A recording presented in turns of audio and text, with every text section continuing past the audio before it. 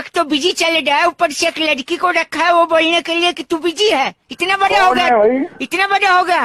कौन सी लड़की? जो वो बोल रही थी this number is busy, please 2 minute के बाद कर। Baby baby baby baby B A B Y baby. Gandhi ji के बारे में कौन बताएगा? बलवान आप बोलो। बोले तो बापू इंडिया का वो भाई था जिसने अंग्रेजों की वाट लगा दी थी और इंडिया से तड़ी पार कर दिया था, समझी क्या?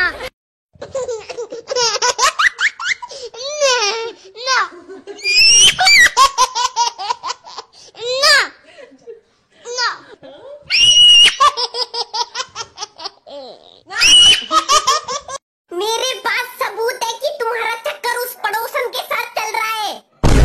क्या सबूत है तेरे पास? कल रात उसका पति तुम्हारा कच्छा पहन के आया था।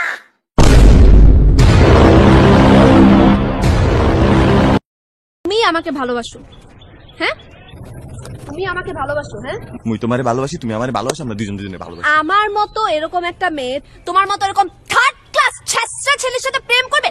প্রেম তো দূরে থাক, আমি তো তোমার প্রতি এক ফোঁটা ইন্টারেস্টেড। কি হলো, তুমি আমাকে এত জোরে থাপ্পড় মারলে কেন? গালে মশা বসেছিল তো তাই। তাই বলে এত জোরে মারবে?